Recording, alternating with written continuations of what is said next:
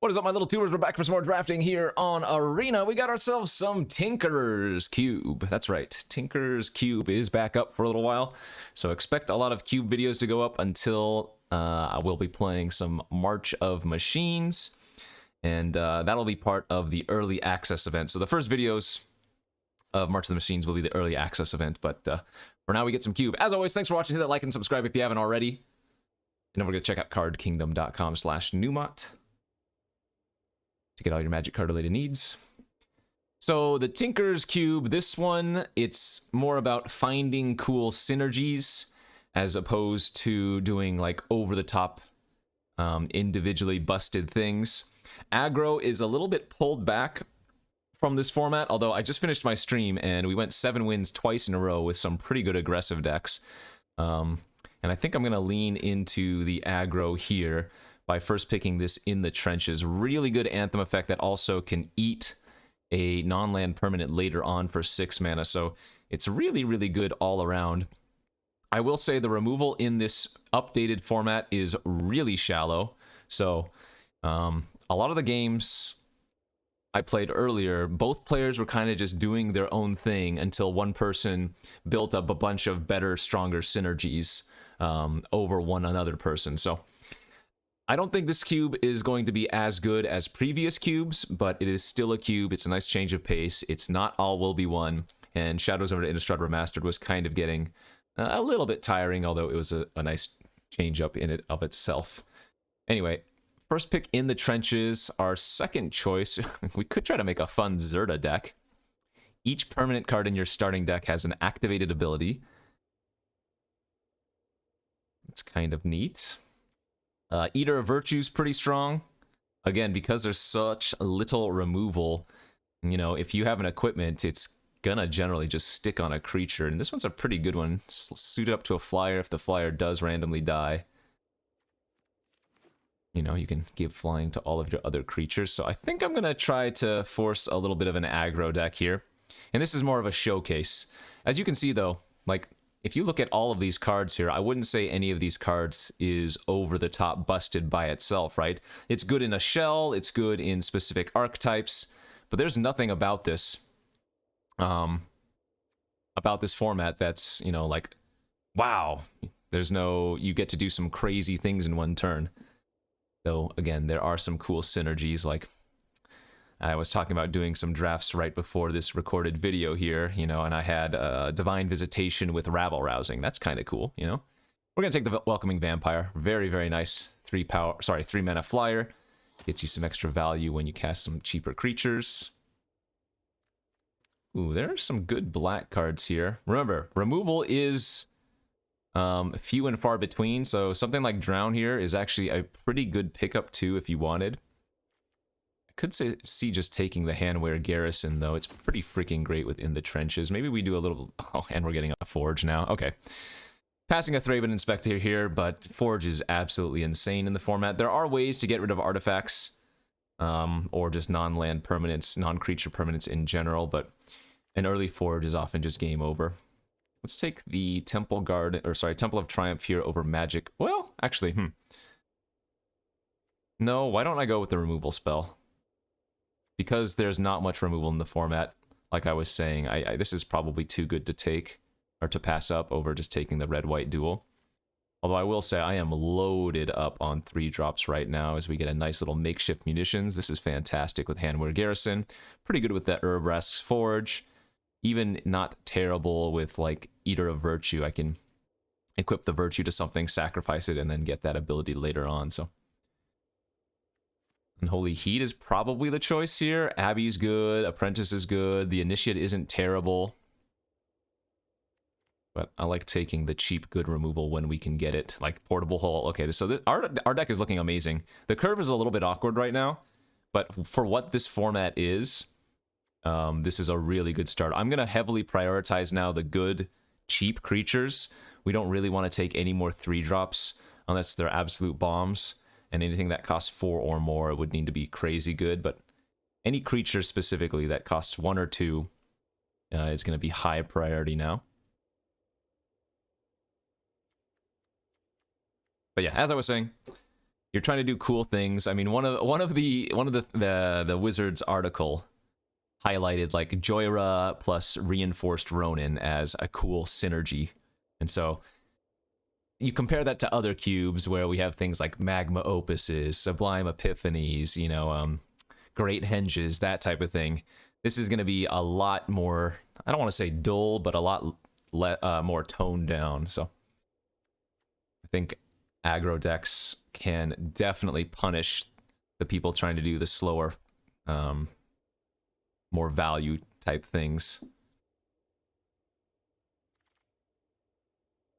Didn't get anything here we want. Sack an artifact, return an artifact with mana value. No, that's no good. I mean, I'll take the Zerda just to cut off red, but I don't think we're planning on playing that. Each permanent card in your deck has an activated ability. We're actually almost kind of there, but not really. See, this is a Jund land. Maybe a world where I splash a Chainer. Filler. Like, this does not feel like a cube card, really, to me, you know? Zerzoth Chaos Rider. What does this one do again? 3 mana, 2/3. Whenever an opponent draws a card... Whenever one or more devils you control attack one or more players, you and those players each draw a card and discard a card at random. So this is a devil itself, so I guess that would trigger, but that's not a good enough 3-drop. Alright, on to pack number 2. We opened an Elishnorn Mother of Machines. Speaking of Mother of Machines here. Some good removal spells for us. Rip Apart and Glass Casket are both fantastic. I think here we're looking at the Dragon Rage Channeler, though.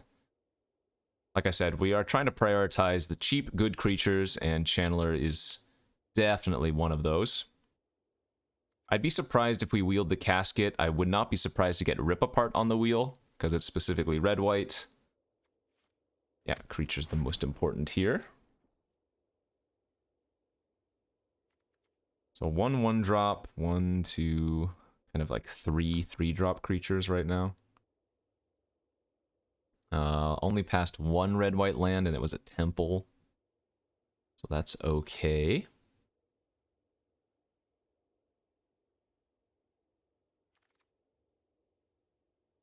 Eldon. It's a pretty good 2-drop here for us over Mentor of the Meek. A lot of the red-white cards are weird. There are some aggro red-white theme cards, but then you have cards like Solar Blaze, which don't really want to be in an aggro deck, right? This is more for like the Jeskai control decks or whatever.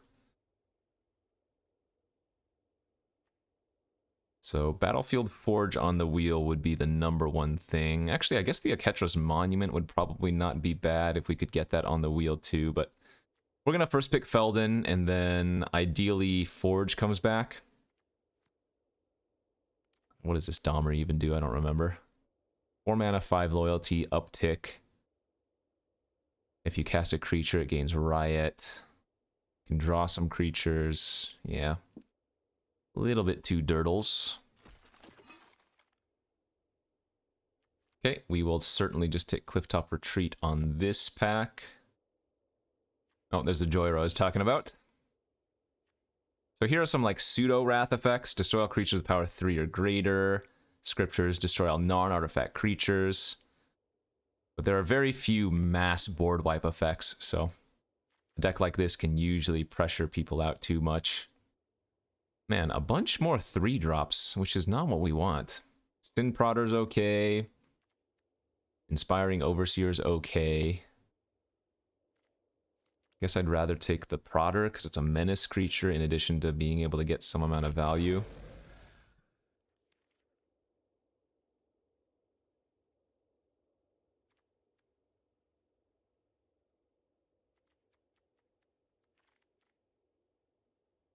Okay. Ooh, Den of the Bugbear. That might be better than Electro Dominance here. I think a card I'm going to really enjoy in this format is Banish into Fable. I don't think this has been into many cubes yet. If in fact this might be the first cube it's in. 6 mana instant. When you cast a spell, copy it if you control an artifact, then copy it if you control an enchantment. So you can potentially get 3 of them. And you bounce a non-land permanent to its owner's hand and make a 2/2 Knight with Vigilance. So kind of like a Soon's Intervention type card. Definitely a card that I am prone to taking. So we get a Charming Prince here. Speaking of extremely busted cards in this format, Lier. Like I said, there just aren't as many removal spells in this format, so a card like this is an absolute bomb. But for us, we just take the 2-drop. Because that's where we're at. Spirited... is this even that good? I mean... it's fine, I guess. We'll take it. We have one piece of equipment. We have the trenches, so it's not like garbage, but it's not the aggressive beater we would want. Hello, speaking of aggressive, Blade Historian seems like it's going to be pretty good in my deck. There's a 4-drop I will play. We did, in fact, wheel the casket. Wow. I wonder if I'm still supposed to take the Rip Apart, though. Because this is a little bit more versatile.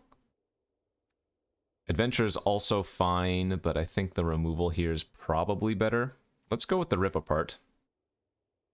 There's a Battlefield Forge. Sorry, Mentor of the Meek. The fixing's just way too important. Unlikely to run any of these. Although I guess a Bosch is not crazy bad with all these 3-drops. That's a maybe. Nice. Okay. And given this is only pack 2, yeah, we're feeling pretty good. We picked up 1, 2, 3 2-drops there. So that should help quite a bit. Best 2-drops we can find are like Guardian of New Benalia. What else? Maybe that's it. Maybe that's the number 1 2-drop we're looking for. Dominance 2? Okay. That is some face reach. So is the Perforos's Intervention. Pack 3. Open an Angel Fire Ignition. That's pretty good. Lauren. That's pretty good. And then some more expensive spells. My guess here is that I'm supposed to take the Lauren and try to wheel the Ignition because it seems like a red-white card is likely to come back around. I guess Intervention doesn't hit players, does it? I mean, it kind of does. But we'd probably rather run the Electro Dominance over that. Alright, I'll take Lauren over the Angel Fire. Keep your eyes peeled for cheaper creatures. Wow, Winota's in this? Oh yeah. Whenever a non-human creature you control attacks, look at the top 6 cards of your library and you put a human from among them onto the battlefield tapped and attacking. So we're at 6 humans and then 3 otherwise. I mean, Delina's pretty funny too. Stensia Uprising's very good. I mean, what non-humans are we going to hit? I guess not many. Maybe Winota's not even worth it. We have Sin Prodder, Vampire, and Dog. I guess Stensia Uprising's probably a better choice for us. Kind of sucks. Ah, there's the Guardian of New Benalia. Perfect. Yeah, our deck's just too many humans versus non-humans. Blade Splicer would be good too, but this is just way too good of a 2-drop to pass up. Fight with Fire could be okay. Cavalier of Dawn is not terrible.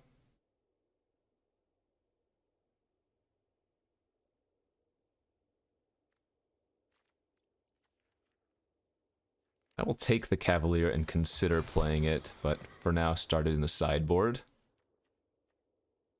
Yeah, see... not really good aggressive cards here. Like Havoc Jester's pretty cute with the makeshift munitions, but I don't think we want Foundry. We could run Combustible Gear Hulk at the top end, though that doesn't seem all that great. We'd sooner play the Havoc Jester, I think. This is another good 2-drop, right? Conspiracy Theorist, 2/2 for 2. If it attacks, you can pay 1 and discard a card. If you do draw, whenever you discard 1 or more non-lands, you may exile 1 of them from your graveyard. If you do, yeah, that's good enough. Again, just prioritizing the cheaper creatures here. Cave of the Frost Dragon's a pretty good land. Iganjo's a pretty good land. Bobble's just a free roll. We're at 21 playables right now. I already have the Den of the Bugbear. I guess I'm going to take the Bobble.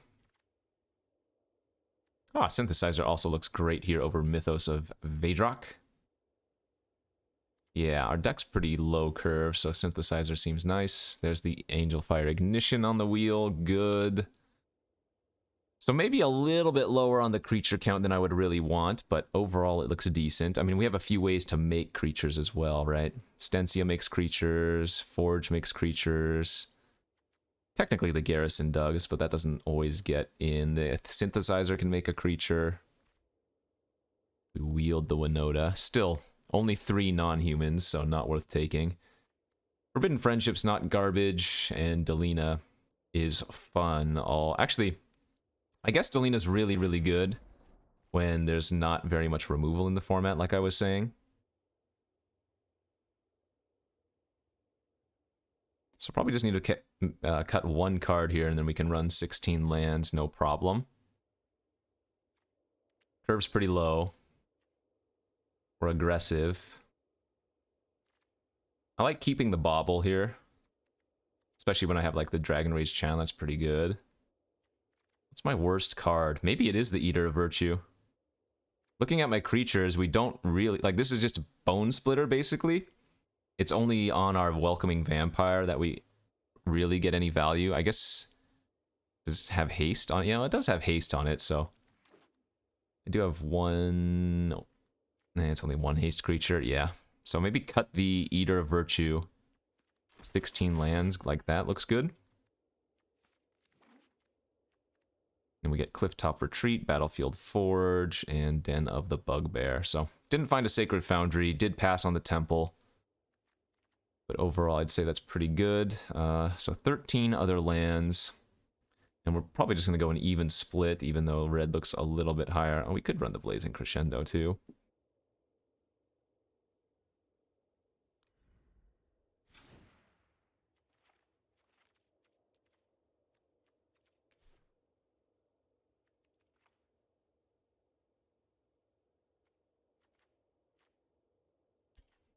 Alright, looks pretty good to me.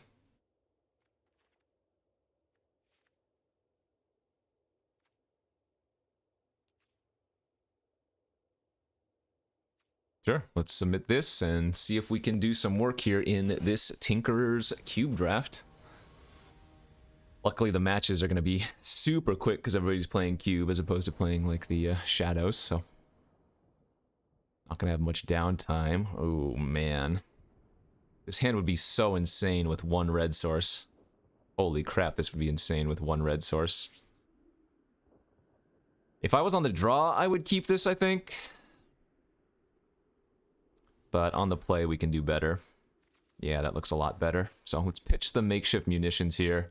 Just keep the curve out of 2/3 plus Blade Historian for 4. Would be pretty good if the opponent played anything we could blow up with the Lauren on turn 3 as well. Okay, I will play the dog on turn 2, and then maybe we go Charming Prince and flicker the dog on turn 3. That's also pretty nice. Touché.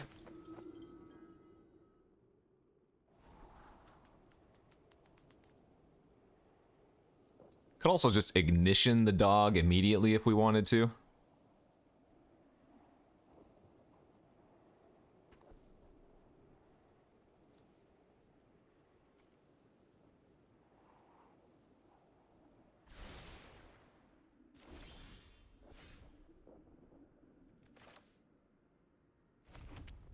It's tempting.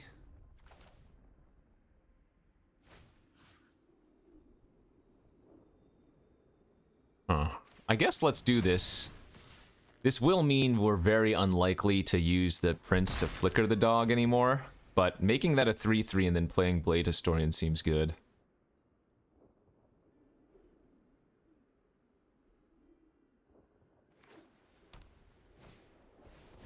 Knight of the Reliquary, that's a good one.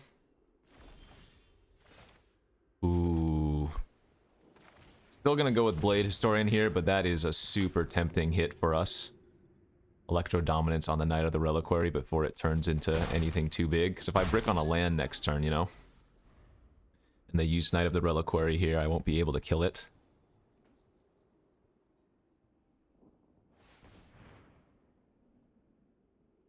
Though that's not a bad thing if they use the knight to cast something, because that means they're not holding it up for defensive purposes.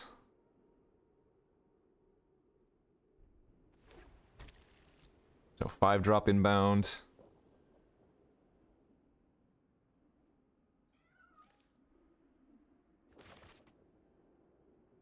There's nothing like Greater Gargaroth in the format. Enduring Angel. Flying Double Strike, you have hexproof. If your life total be reduced to 0 or less, instead transform it and your life total becomes 3. Okay.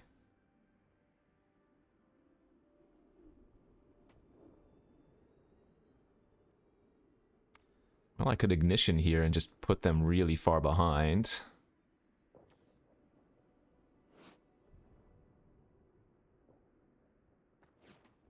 We could just kill that with Dominance into Unholy Heat. I guess that's probably the best play.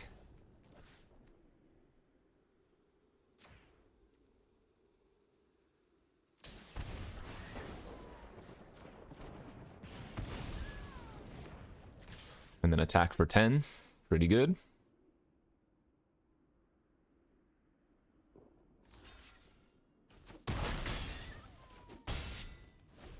Chump take 4 is good by me.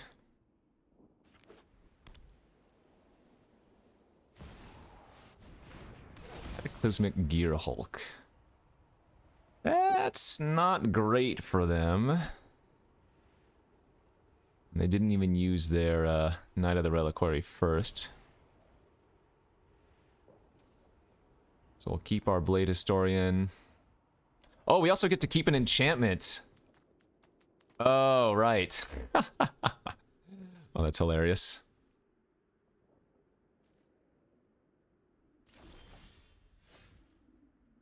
Okay, so I could just Ignition here. Make a 5/5 double striking Trampler. I could Lauren the Gear Hulk. If I Lauren the Gear Hulk and attack with both, that's still pretty darn good. Yeah, I think that makes the most sense.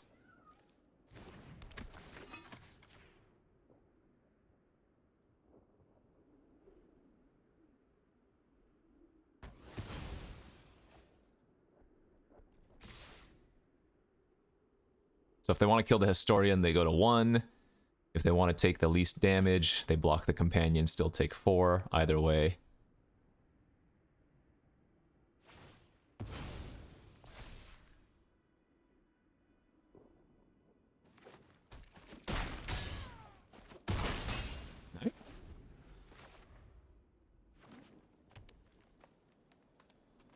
Gonna need something spicy here, OP.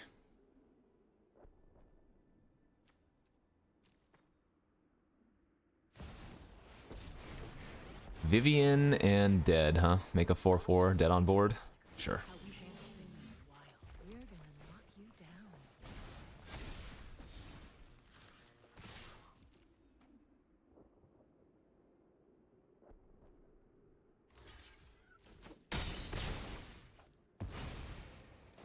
Yeah, Blade Historian in a low removal format is kind of gross.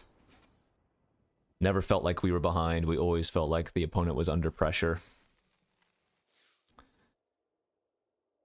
So these aren't normal drafts. They're not ranked. You can do best of 3 or best of 1. They cost gold or gems to enter, and you only get gold back.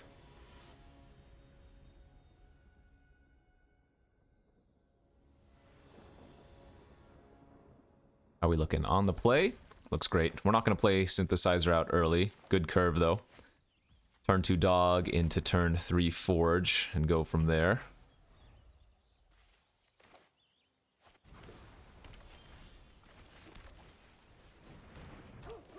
They're playing a blue deck. That's probably a good sign for us. Yeah. Like I said, you can get some really, really easy matchups with the aggressive decks of this format just because a lot of people are trying to do the slower, more fun things. And so if you want to just beat down, well, you can see here.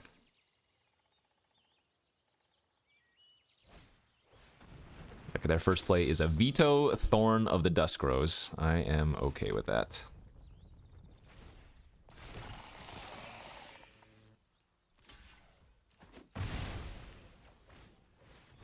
Oh man, there is a chance that Delina goes off with a Spirited Companion too.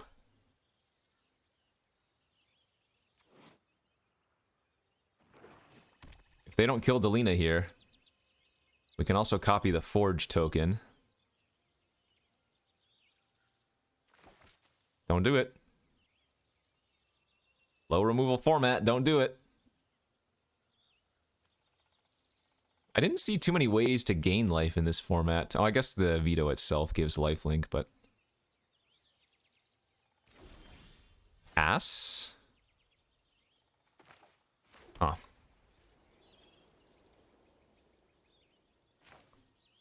I guess we're gonna lead on the Welcoming Vampire, because it will trigger off of potential attacks and nonsense here. Oh, sure, they're gonna Otawara. That's fine.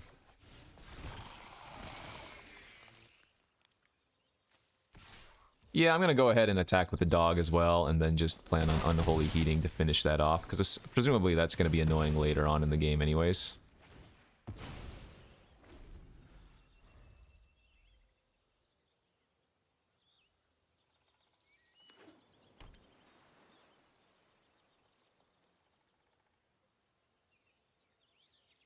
So we're going to start off by playing Synthesizer next turn, most likely. Take a peek at what we hit off of it. Feldon's good too. Oh. Well, I guess there's a new play. There are a lot of counters in the format. Ooh, Spell Swindle. Nice. Alright. That was really good for them. That was one of those positions, though. Had I not cast anything, they can never win. But now we've just given them a bunch of free mana. So, I'm not really that concerned. Because like I said, there aren't any, or there generally aren't huge swingy effects. Yeah, like this is all pretty much whatever. It's annoying, but not that bad.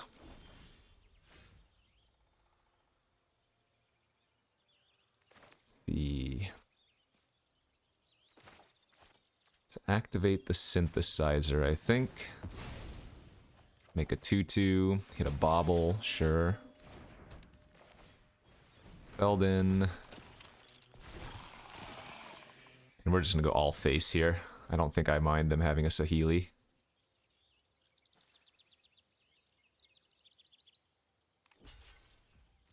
Okay.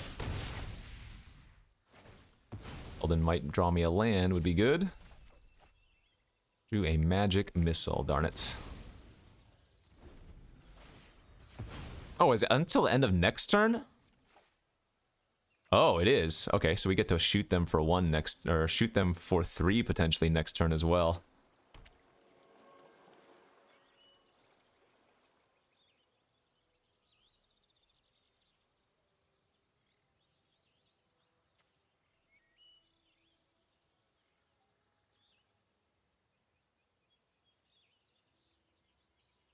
Yeah, I mean, the Forge is a 6-power trampler. Like, they can block it with Hall of the Storm Giants, but then they just die to the other cards, so... Caravan's not going to cut it, though they do get some more tokens.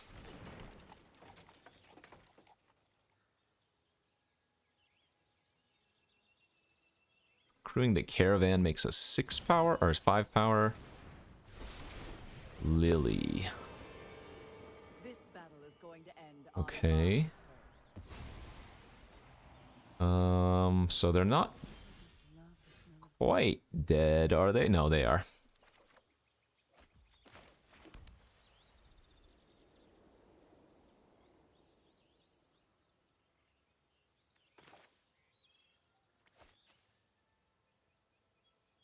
Right, I'm not missing anything here. They crew.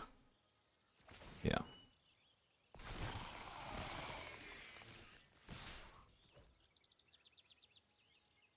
They have to use the vampire and one of the tokens. So even if 1 damage from the trampler gets through, that's lethal.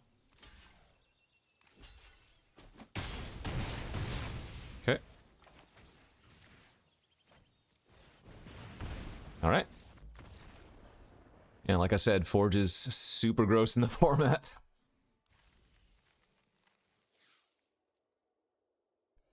Prey on the decks that are trying to have fun. Beat them up. Beat them up real good.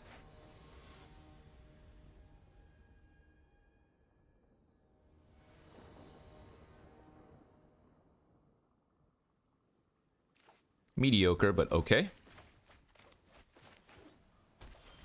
We're hoping that the opponent does something early so that we can portable hole and trigger our channeler, but we don't have the worst curve even if they don't have an early play.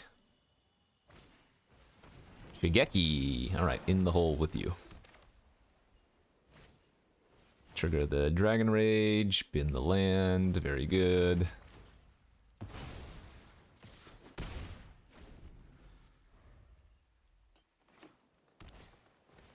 Duskwatch Recruiter's fine. Yeah, I think I like using Magic Missile on that. That also puts a sorcery in our graveyard too. Another land gone, good. Alright, I mean Channeler's kind of drawn like 2 cards here already.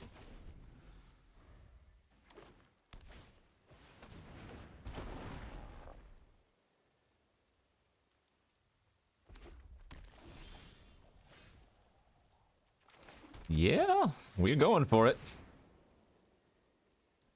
Let's put a creature in the graveyard too. Though the Guardian would have been a decent one to keep for sure.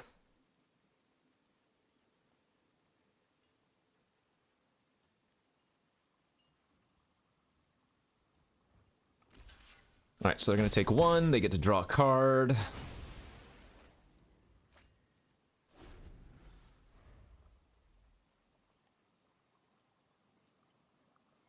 This is not enough pressure right now.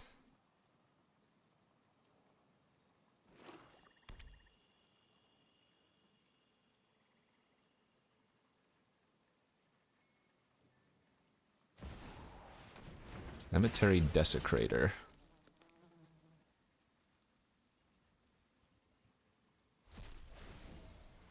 Wow, they eat my Angel Fire Ignition and kill my Dragon Rage channel. That had to be the best possible for them. Jeez Louise. Yikes. When it enters and dies, huh? Okay, well. Gonna just run this out.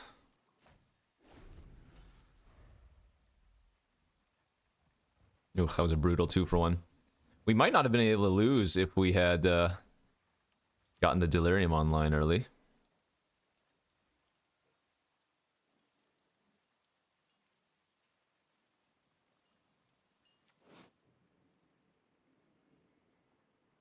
Oh, I guess they could have exiled their Solemn if it was a 4-4, but then we would have still had the Angel Fire, you know?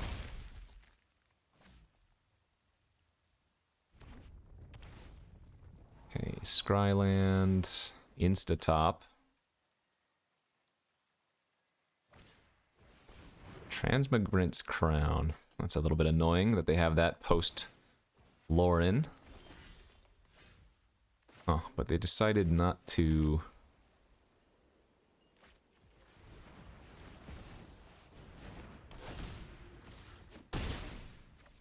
They decided not to hit me for 2 extra damage there. I will be using Lauren end of turn. I don't think I have the luxury of waiting.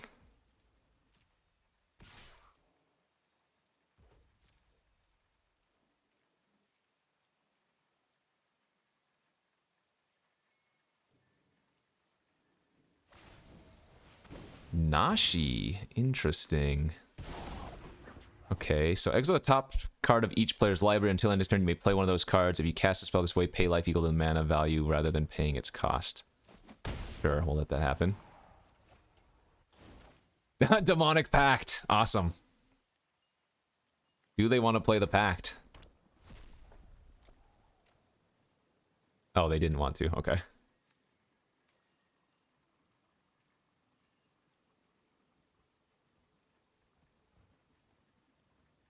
Looks like they have some graveyard interaction.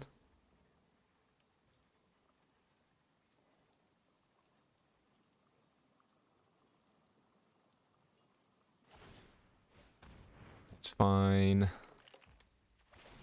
Alright. Let's draw cards. That's really good. That's pretty darn good, too. Huh.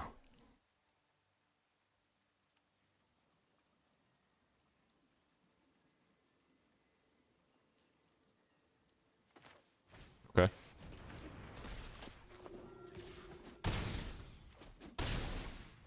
So all we need to do is hit a land and we win. So we're gonna use Lauren here when they desecrate. So wait for them to target. They're gonna have to hit their solemn. Yep, so that's -4. So now we sack. Shoot them for 1 down to 6.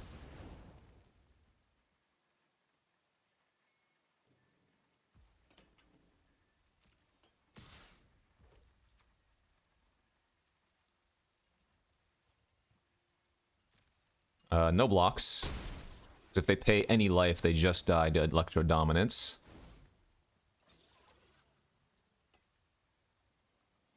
They might do that. They might... Well, no, they can't. If they pay 3 and go to 3, that leaves them at 1 on board to Makeshift Munitions, although they might not have a better choice. But yeah, looks like we're going to win this one.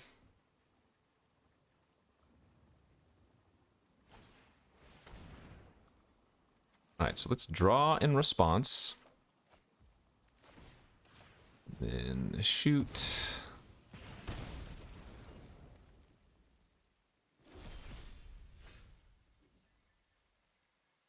We didn't win, did we? We're 1 off.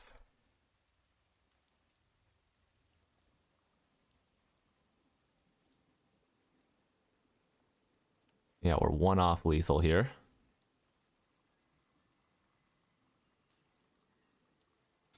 Because I did not find a land. So I guess we just pass and see what they do.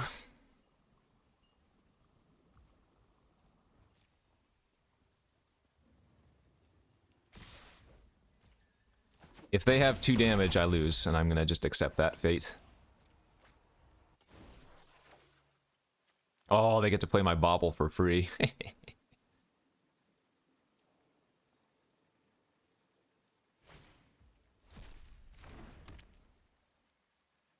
I don't think I missed lethal anywhere here, did I? I mean, maybe I did, but it doesn't feel like it. Now, they didn't immediately kill me, so I assume they don't have burn, but... I haven't seen any red cards from them yet. Ishkanah, they can't activate, so that doesn't matter.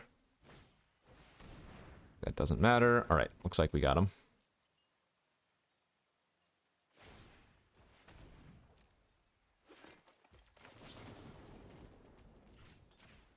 Four damage to your face. And shoot them for an extra 1. GG's. Phew! Close call. Very close call. There might have been a position to play that a little bit safer, but feels like that was the right line. Again, I don't think I was supposed to Electro Dominance and then play out the historian off of that. Okay, on the draw. Hand's looking very solid. Turn 2 Guardian, turn 3 Felden, we can actually enlist immediately.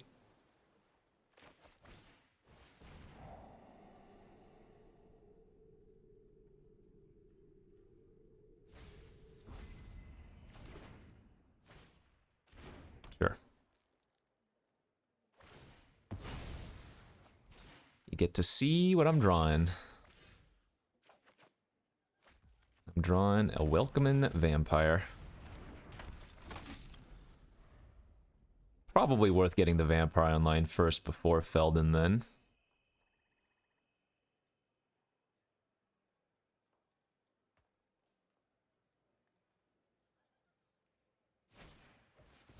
Wow, collective brutality. Can't get around that one. Okay, and they get to take my magic missile. Not a huge loss, but being able to kill my knight because of the -2/-2 is kind of annoying. Now, if they don't have a kill spell for the vampire, that's going to start going off. And they did not.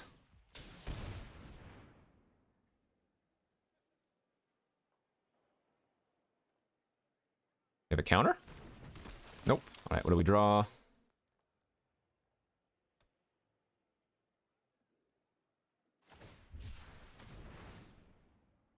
Obstructionist counter the trigger. Okay. I guess we're just gonna scry 2 here.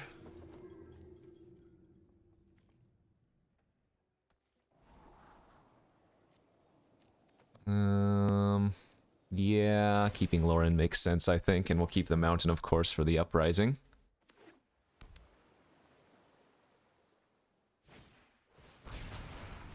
That's one of the few removal spells in the format. Very good.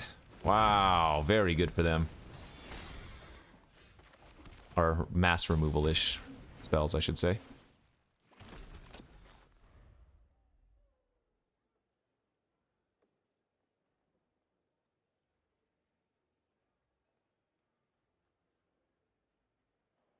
Hopefully they play something that Lauren can kill, but we're probably just going to have to run it out as the 2-1 next turn.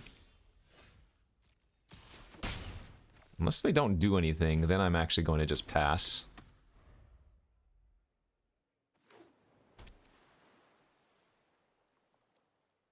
They must have a counter in their hand.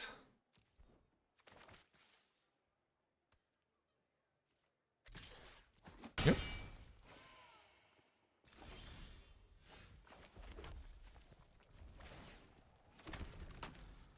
Leave back all my tokens to threaten a triple block.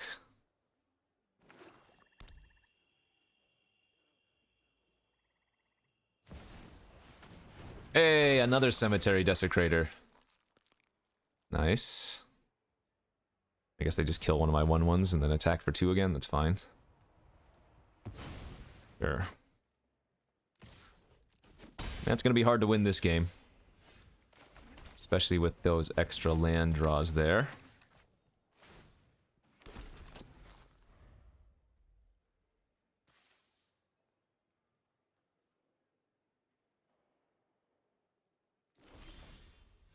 Pass? They must have a counter.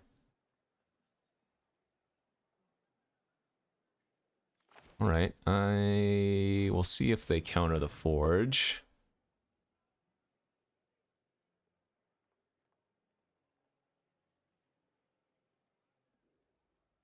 We want to start that ticking up.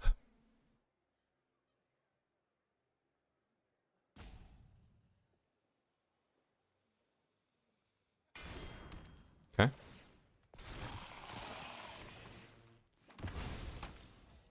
Yeah, they definitely have a counter in their hand that they're just sitting on. Okay.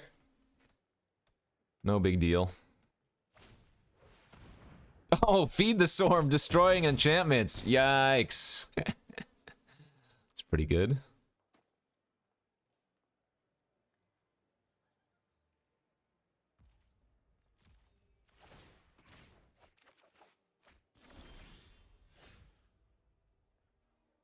Well, let's glut them with spells then, since they're sitting back.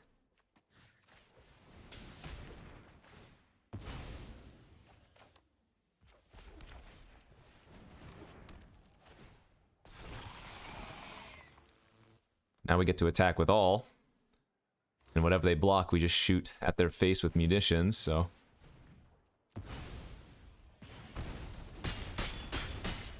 They're actually on like a 2-turn clock here.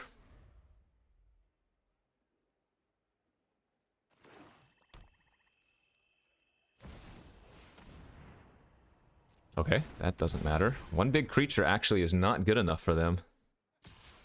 No, you can't attack. Now you're just dead.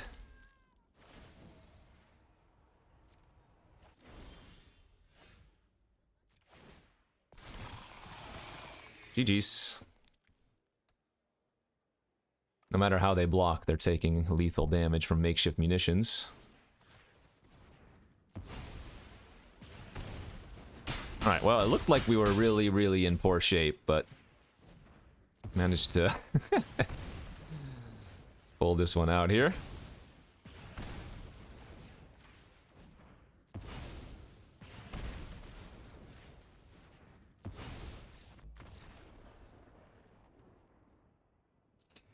Ay.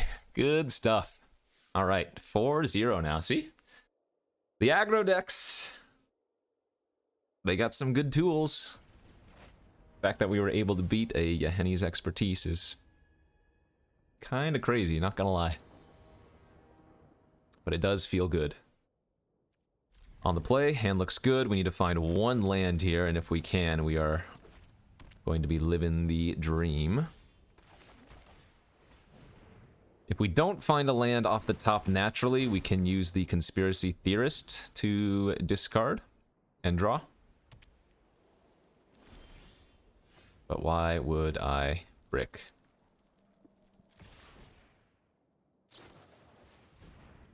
Thar Commando. Ah, okay. Well, they should have done this before. Or right after the trigger, because now what I can do is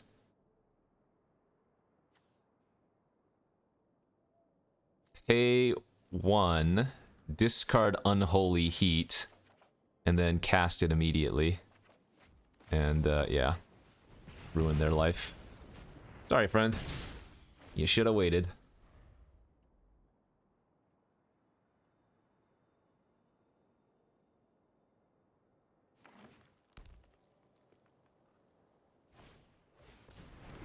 Oof. Rex Sage now. Okay, we'll just run out the, well, vampire here. Really wanted to find that 4th land, obviously, but we've got time. Gisela. Ooh. Well, that is not good, but I guess what I can do here is make our Welcoming Vampire a 4/5. And pray they don't have removal. Damn it. Alright, so that takes care of that. I can lure in the cast out. Did find a 4th land, thankfully. Yeah, so let's attack here. Pay the 1, discard... can I discard a land? Non-land cards. Discard the lure in.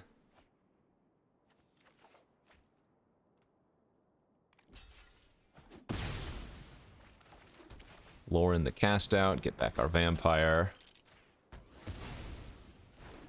Alright, so the life gain of the Gisela is going to be a little bit annoying, but in the long term we should be able to deal.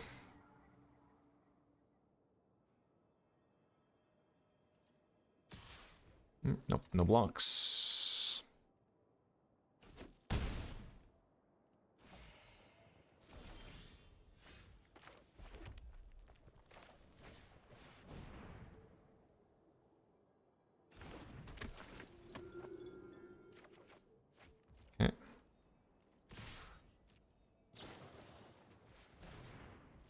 Sure.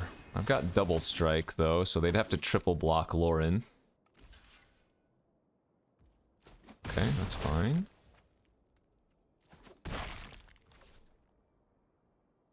Do I want a portable hole, one of the tokens? That would be 9 permanents. I actually think this is okay. Because this sets us up for the Stensia Uprising to kill the Gisela next turn. As awkward as that looks.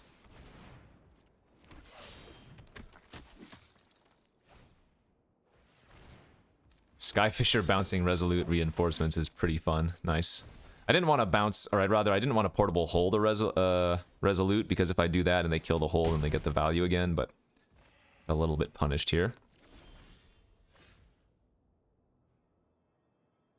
So 5, 6, 7, 8, 9, 10.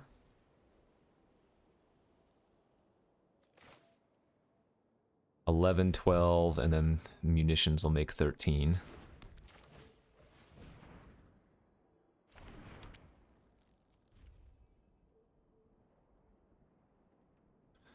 So, unfortunate that we sack our Uprising when we have makeshift munitions, but I think getting rid of Gisela right now makes a lot of sense, yeah.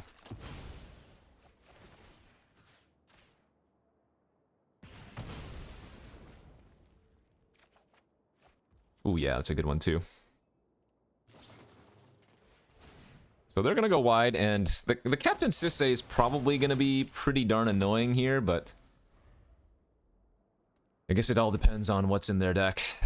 Alright, search your library for a legendary card.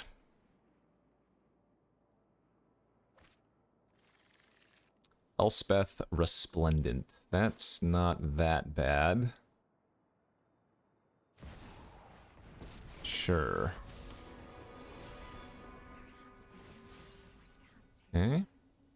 May your peace last. Bygone Bishop, that's fine.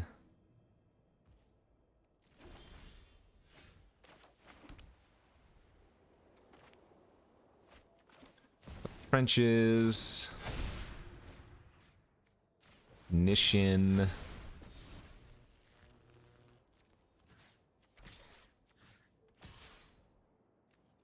We're about to gain a bunch of life here.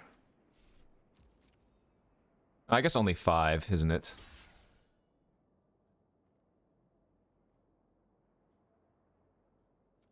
I'm okay to just kill the bishop.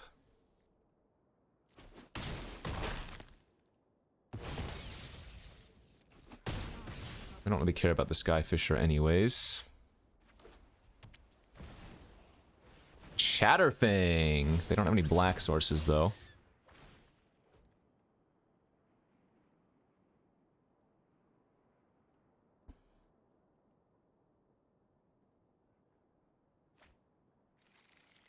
Naeth. Yeah, I probably need to, like, munitions down the,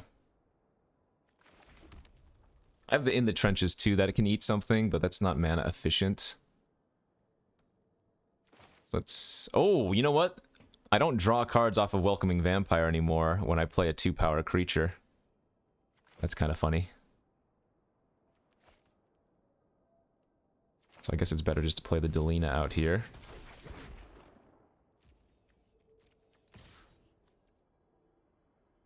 Attack for 10... Actually, no, we're safe. We can attack with both now. That 5 life gain means we can start pressuring quite a bit, even though they have a bunch of chump blockers.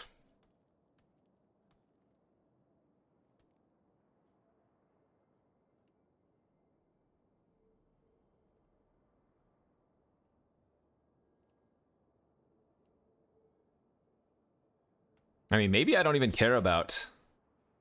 Oh, I think they forgot about the munitions. Maybe I don't even care about their, Sisse if the Naeth was the best thing they grabbed last time. Alright, let's let first strike damage resolve. Then we can go... Ping a token. Ping a token. And wipe their 1/1s. Good. This munitions has been really good. God Pharaoh's Gift is also really good. Okay, do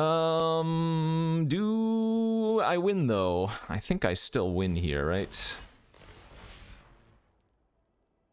Oh, they're blowing up the trenches. Yeah, then we still win, right? They're just dead on board to the Vampire plus Delina. But let's see if we can get a little bit more value first.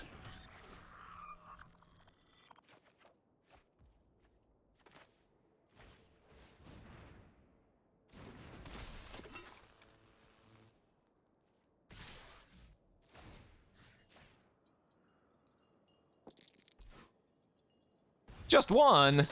Boo. That's still 16 damage in the air, though, and they have no mana available, so... It is just lethal.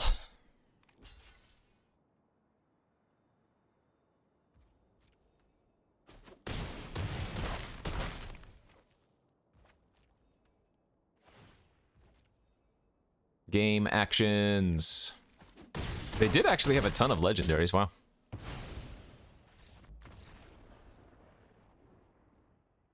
And we were able to swap around our shoes. Go from a little bit defensive into the aggro attacker. That worked out nicely, and now we're 5-0. Deck is rolling, baby, rolling.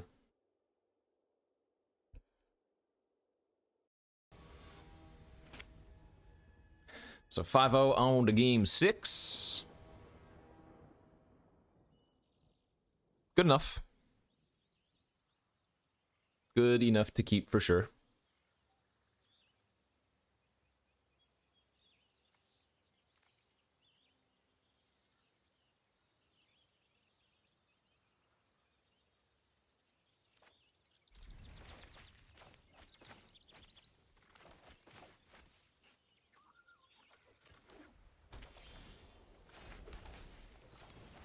Magic Missile. Uh-oh, do they have a March of Otherworldly Light? Looks like they might.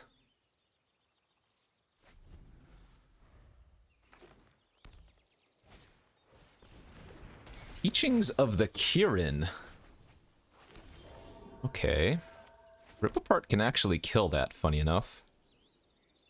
And I guess we're supposed to. I'm not going to mill my forge, that's for sure.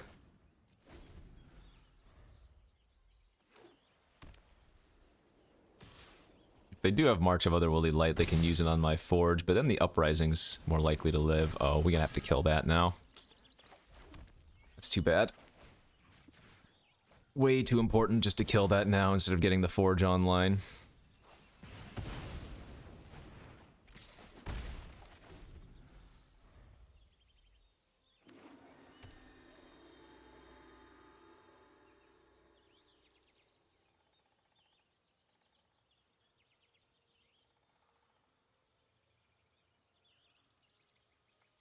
Sorcery land. 2 types in our graveyard. A Johnny, okay. Is also extremely annoying.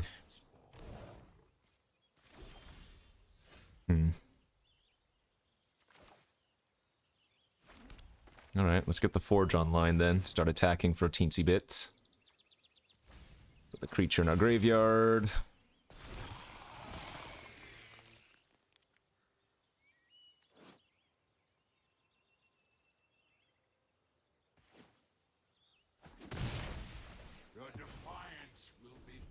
So creature, land, and sorcery in graveyard.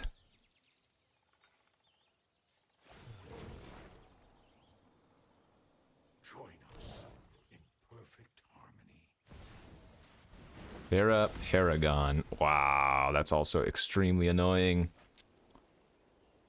Sheesh.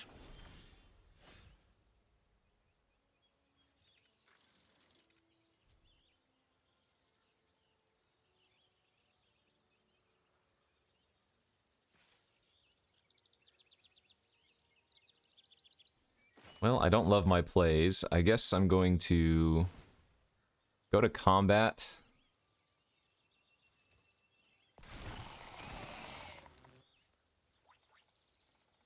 Attack with the token here.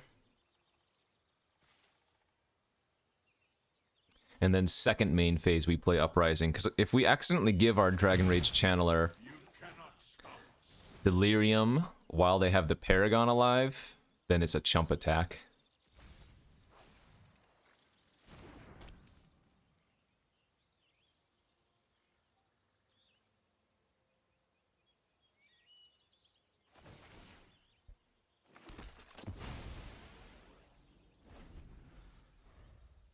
Yeah, we're probably losing to that Sarah Paragon.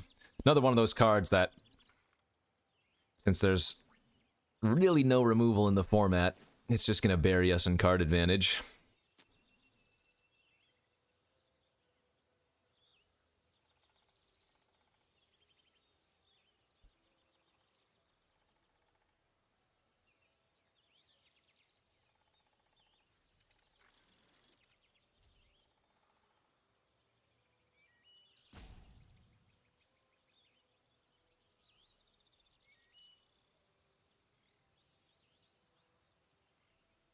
Wonder if they're just going to march my Stensia Uprising or my Forge.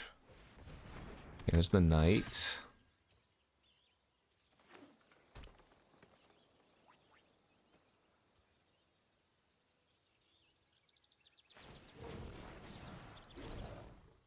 Lauren! Oh boy, that had to be one of their best hits.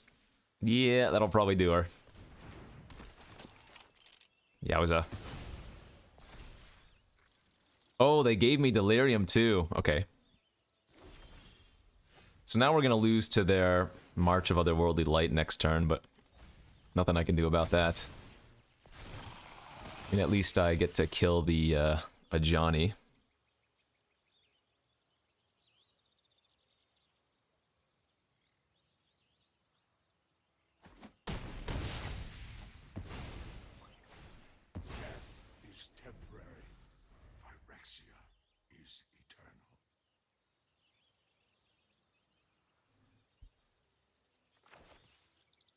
I guess in some strange world,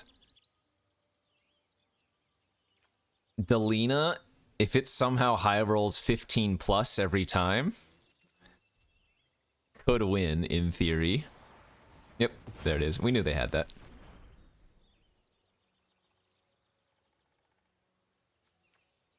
Like roll a 15 through 20 like 5 times in a row after playing Garrison would be hilarious. That might buff up their knight. Didn't hit any lands, but that milled all value for the Paragon, right?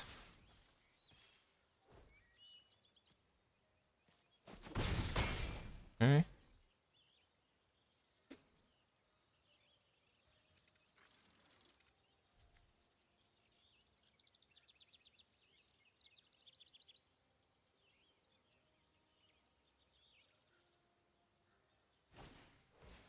Citizen's Crowbar, that also can blow up the Forge. Alright, combat. Attack. Delina. And cross our fingers.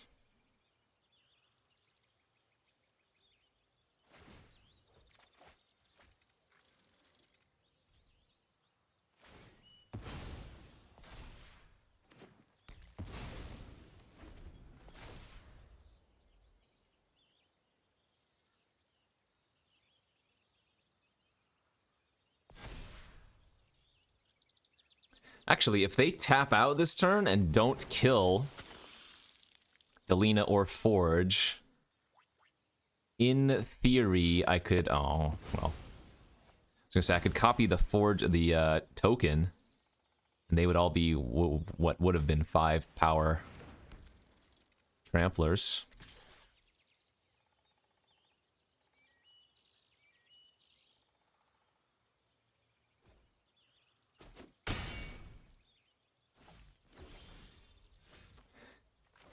Okay, I think this is my only chance. Oh wait, no, this puts him onto the battlefield tapped and attacking. I don't even get the Garrison triggers, do I? In fact, I made a mistake here. I should have played out Sin Prodder. That was actually more likely to win. Whoops. Yeah, that was a mistake. I needed to have played out Sin Prodder, because I could have made a bunch of 3/2 menace creatures, potentially.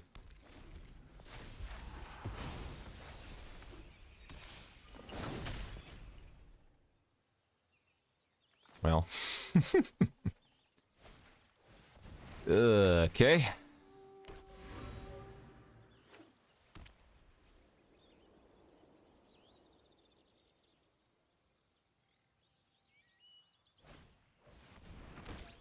Alright. Ooh. Well, I don't think we die this turn, for what that's worth.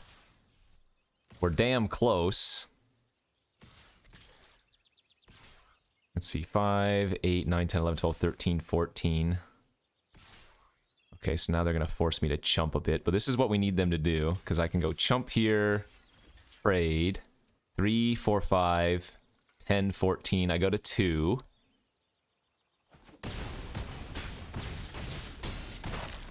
Alright. We need to roll extremely high here. I guess technically I should have played out Synthesizer first, but I don't think that would have changed anything.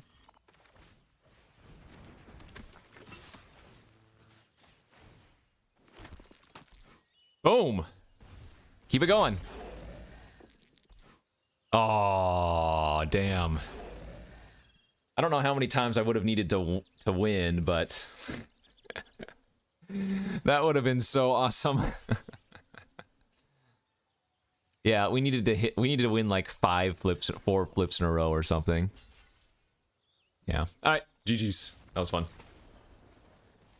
At least we got the nat 20, as they say, one time, right? Yeah, we got completely wrecked by Paragon. All right, 5-1. Go to the next.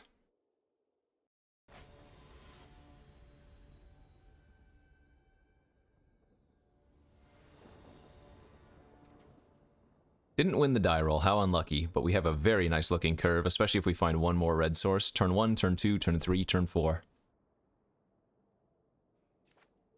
Creature curve out.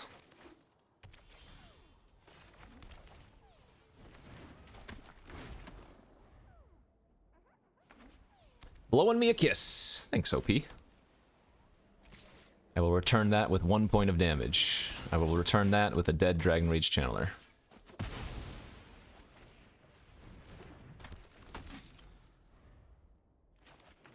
Well, we did find the second red source, so that's more important. Dawn of Hope! Alright, that card is extremely slow.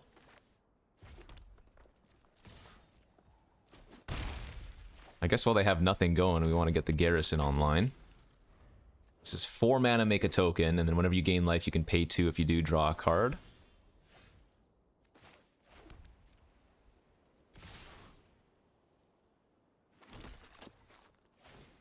Sure.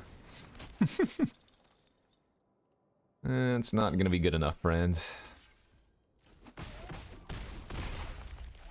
I think we're just going to start getting the Stensia online here. Instead of going double 2-drop. Okay, Blob is good, but it's very slow here. They don't have very many permanents. Oh, and we just get another one. So we just get to go... Yeah, let's blow up the Blob.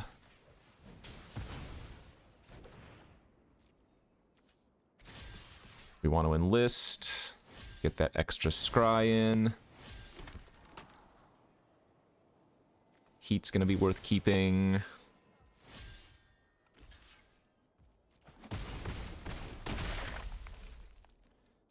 Nearly have them dead as well with the Stensia. 2 more damage and they will lose.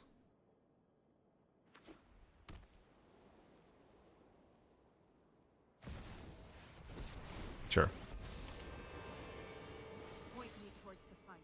Good, but not good enough. I'm going.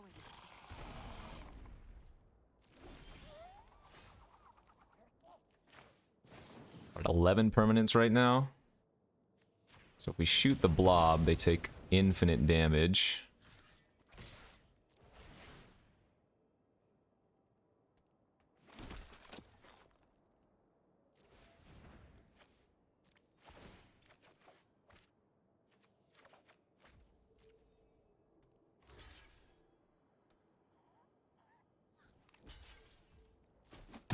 Okay, so 2 of my permanents die, and then we just need to play out the Charming Prince. And that will give us lethal with the Stensia for 7 extra damage.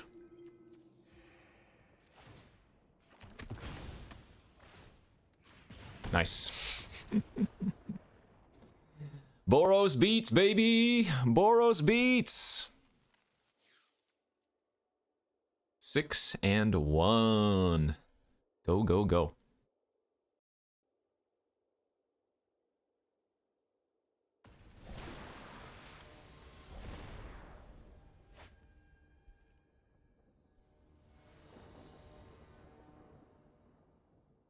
Boo on the draw. But the hand is perfect again. A 1-drop, 2-drop, 3-drop, 4-drop. All super aggressive. Looks like I'm going to need to play the Forge and take a little bit of damage, though. Okay. Looks like they might also be on an aggressive deck. Black-white, though. I will trade there. It is not flipping anytime soon. Sure. Alright, this is going to be 2 ships passing in the night. Their 2-drop doesn't block, my 2-drop doesn't block. Who's going to have the better curve, though? Shade into Jadar is pretty solid. Oh, wow. That's disgusting. Well, sorry, friend. Removal, turns out, is good. 1, 1, 1. I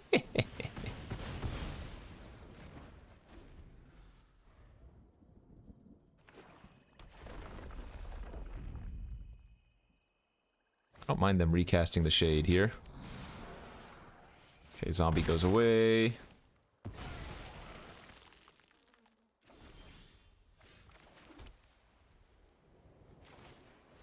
think we want to go with Garrison here.